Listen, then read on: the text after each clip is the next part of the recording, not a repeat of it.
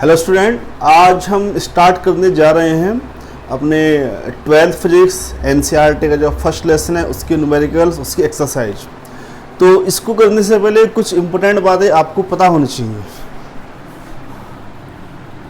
इसको आप नोट कर सकते हैं कि जैसे ये दो ऑब्जेक्ट हैं हमारे पास, जब हम इनको आपस में रब कर रहे होते हैं तो हमें पता है कि जो इलेक्ट्रॉन है वो वन ऑब्जेक्ट से अदर ऑब्जेक्ट पर ट्रांसफ़र हो जाते हैं।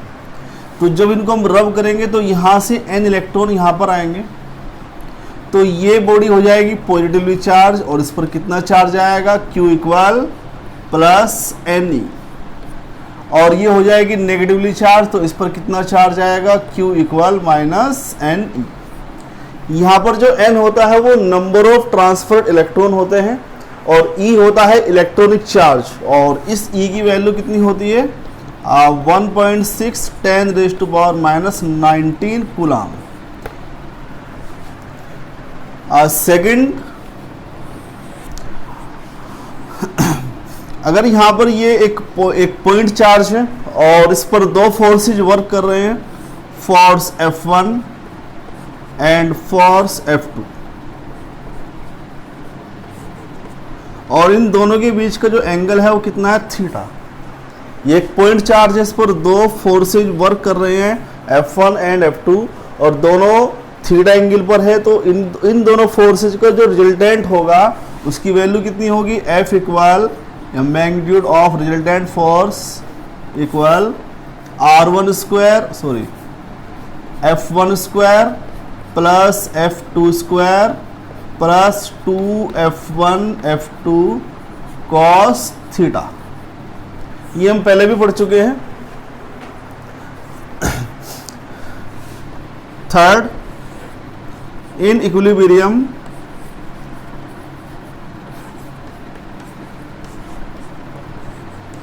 अगर कोई पॉइंट चार्ज इक्विलिब्रियम में होता है तो उस पर नेट फोर्स कितना रहेगा, 0।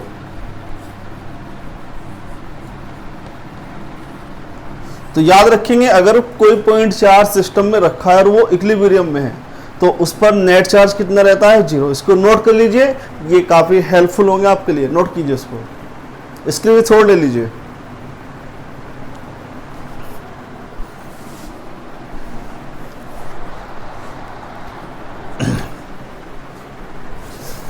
ओके, अब स्टार्ट करते हैं अपनी एक्सरसाइज।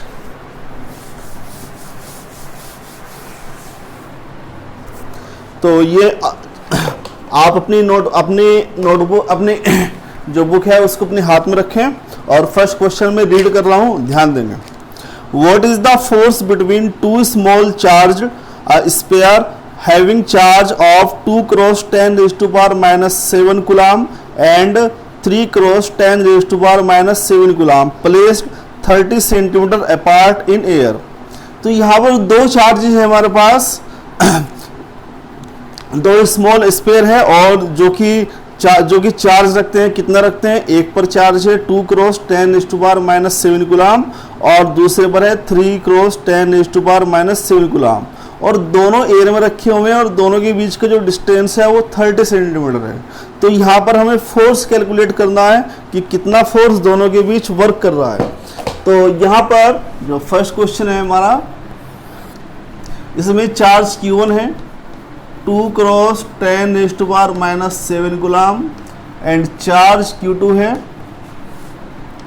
3 × 10⁻⁻7 कूलम और दोनों के बीच का डिस्टेंस है 30 सेंटीमीटर। ओके, 30 सेंटीमीटर, और ये एयर में रखे हुए हैं। तो यहाँ पर जब एयर है तो एयर के लिए डाइलेक्ट्रिक कांस्टेंट कितना होता है, 1। तो यहाँ पर इलेक्ट्रोस्टैटिक फोर्स फाइंड करना है, तो हमारा जो ध्यान है वो सीधा जाएगा कूलम फोर्स पर। तो coulomb, according to coulomb force F equal 1/4 pi epsilon not K होता है वैसे यहाँ पे, और ये कितना हो जाएगा, Q1 Q2/r²। तो यहाँ पर K की वैल्यू 1 है, 1/4 पाई एप्सिलॉन नॉट, इसकी वैल्यू कितनी होती है, इसकी वैल्यू होती है 9 × 10⁻9। Q1 Q2 ये वैल्यू रख लेंगे हम 2 क्रॉस 10⁻⁻7 एंड 3 क्रॉस 10⁻⁻7 आर। यहाँ पर जो आर है वो कितना है 30 सेंटीमीटर। देखिएगा जब आप कोई न्यूमेरिकल कर रहे होते हैं तो न्यूमेरिकल के अंदर जितनी भी क्वांटिटीज होती हैं वो सभी सेम सिस्टम ऑफ यूनिट में होनी चाहिए। तो यहाँ पर हमारे पास जो चार्ज है वो तो है एस आई सिस्टम में, 1/4πε0 की जो वैल्यू है वो भी एस आई सिस्टम में है, तो डिस्टेंस वो भी एस आई या एम के सिस्टम में होना चाहिए। तो यहाँ पर जो डिस्टेंस है वो कितना है 30 सेंटीमीटर, तो इसको हमें मीटर में चेंज करना पड़ेगा। तो 30 सेंटीमीटर इक्वल होता है 30 क्रॉस 10⁻⁻2 मीटर स्क्वायर। तो अब आप ये न्यूमेरिकल प्रॉब्लम है, ये अब आप इसको मल्टीप्लाई डिवाइड कर लीजिएगा, ये आपका होमवर्क है, ये आप अपने आप कीजिएगा। तो फाइनली इसका जो आंसर आ रहा है F इक्वल ये आ रहा है 6 क्रॉस 10⁻³ और न्यूटन। देखिएगा जो इलेक्ट्रिक फोर्स या फोर्स का जो यूनिट होता है वो न्यूटन होता है, तो यूनिट का ध्यान आपको रखना है। सेकंड क्वेश्चन मैं पढ़ते रहूंगा, ध्यान देंगे आप। The electrostatic force on a small sphere of charge 0.4 microcoulomb due to another small sphere of charge -0.8 microcoulomb in air is 0.2 newton. 1 what is the distance between two sphere. तो यहाँ पर हमारे पास दोनों स्फीयर के चार्जेस दिए हुए हैं और दोनों के बीच लगने वाला फोर्स हमारे पास है। तो हमारे पास यहाँ पर Q1 Q2 की वैल्यू भी है, फोर्स F की भी वैल्यू है और हमें डिस्टेंस फाइंड करना है। तो यहाँ पर हमारे पास Q1 भी है, Q2 भी है, फोर्स भी है, we have to find distance R। तो यहाँ पर हम यूज करेंगे F equal 1/4πε0 Q1 Q2 over R square. तो यहाँ से हम R फाइंड कर सकते हैं। सेकेंड पार्ट इसमें what is the force on the second sphere due to the first. देखेंगे यहाँ पर ये दोनों स्फीयर हैं, ये स्फीयर 1 है, स्फीयर 2 है और ये चार्ज है Q1 और ये चार्ज है Q2। तो जो स्फीयर 1 है हमारे पास, ये सेकेंड स्फीयर पर कितना चार्ज एग्जिट कर रहा है, F इक्वल 0.2 न्यूटन। तो क्वेश्चन में ये पूछा है कि जो सेकेंड स्फीयर है, ये sphere second sphere first sphere पर कितना चार्ज एग्जिट करेगा। तो याद रखेंगे जो इलेक्ट्रोस्टैटिक फोर्स होता है वो एक म्यूचुअल फोर्स है। म्यूचुअल फोर्स का मीनिंग ये होता है कि यहाँ पर दोनों पॉइंट चार्जेज एक दूसरे पर equal and opposite force exit करते हैं। जितना फोर्स स्फीयर Q1 या स्फीयर फर्स्ट स्फीयर सेकंड पर एग्जिट करता है उतना ही फोर्स स्फीयर सेकंड भी फर्स्ट पर एग्जिट करेगा, बट अपोजिट डायरेक्शन में। तो यहाँ पर जो सेकंड क्वेश्चन है उसका आंसर कितना रहेगा, 0.2 न्यूटन ही रहेगा। The force exert by the charge Q2 on charge Q1 is equal to 0.2 newton. That's all. इसको नोट कीजिएगा।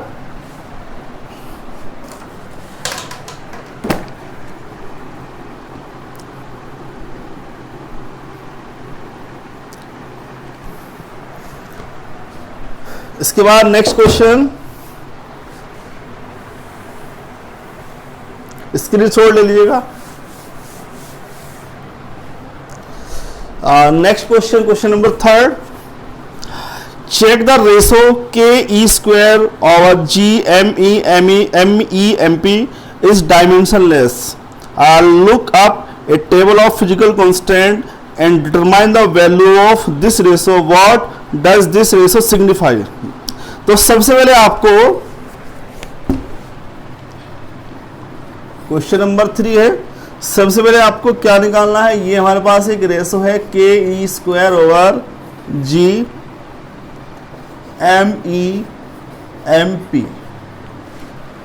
ये रेशो गिवन है और आपको इस रेशो आपको ये प्रूव करना है कि ये रेशो डायमेंशनलेस है।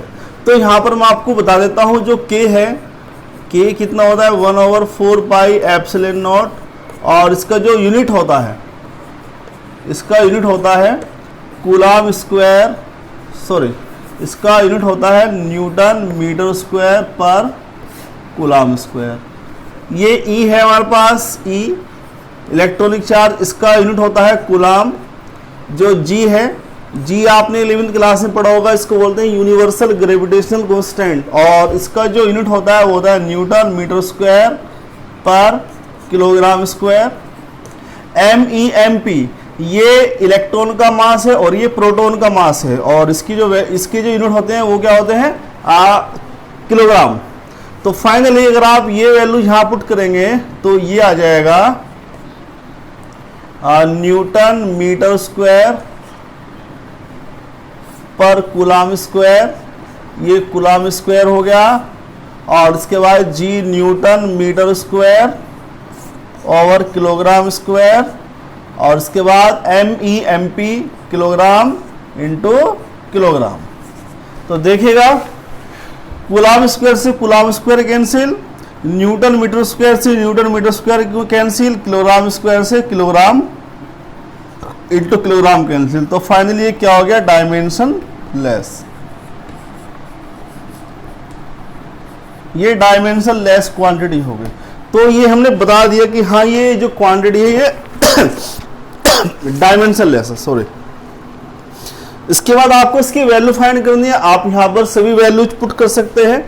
के की जो वैल्यू होती है वो 9, ये होती है 1/4/ε0, 9 × 10⁻⁹। ई की वैल्यू होती है 1.6, 10⁻⁻19। जी होता है 6.67, 10⁻⁻11। एम ई ये इलेक्ट्रॉन का मास है 9.1, 10⁻⁻31 kg।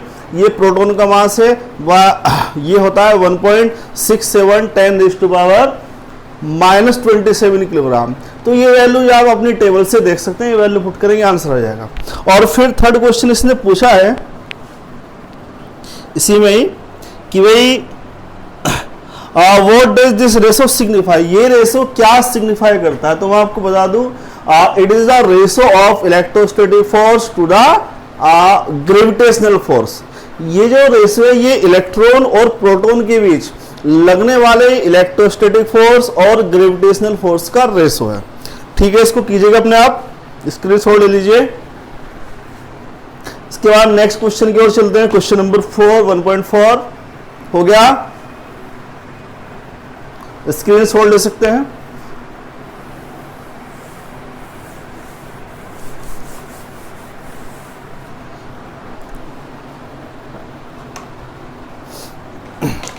Question number 4, explain the meaning of statement electric charge of A body is quantize.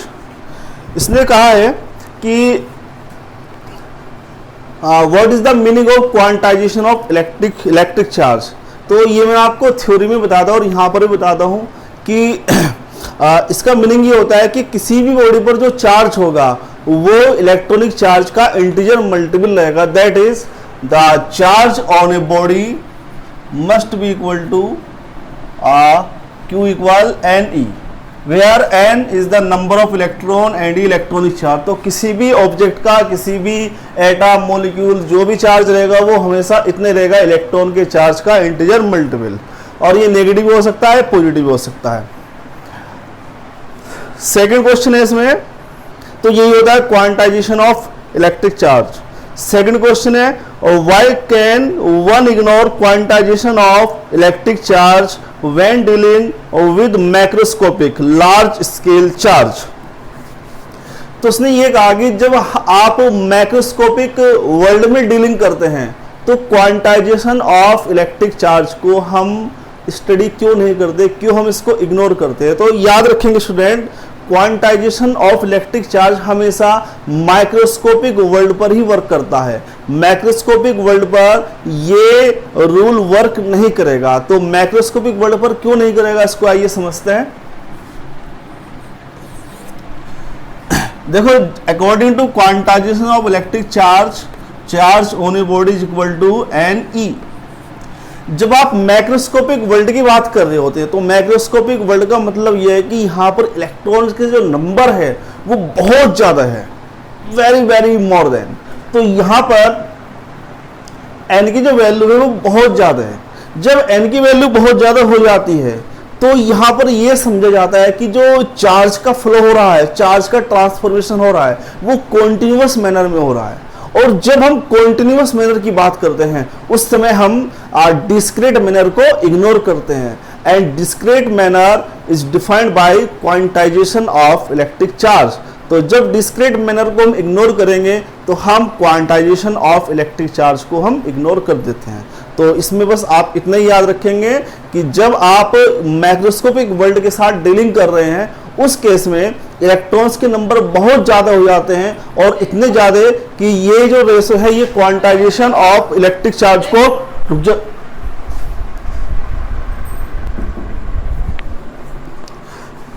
तो अपनी बात को कंटिन्यू करते हैं। तो जब आप मैक्रोस्कोपिक वर्ल्ड की बात कर रहे होते हैं उस समय हम क्वांटाइजेशन ऑफ इलेक्ट्रिक चार्ज को इग्नोर करते हैं, क्योंकि मैक्रोस्कोपिक वर्ल्ड में इलेक्ट्रॉन्स के नंबर बहुत ज़्यादा होते हैं, तो चार्ज का फ्लो जो है वो कॉन्टिन्यूअस मैनर में होता है। तो आज के लिए इतना ही। आज के लिए आपका होमवर्क है कि अब क्वेश्चन नंबर 5, 6, 7 एंड 8 ये आप अपने आप करेंगे। इसके बाद मैं आपको 9th क्वेश्चन से स्टार्ट कराऊंगा। बाकी जो क्वेरीज है वो आप मुझसे पूछ सकते हैं। Thank you.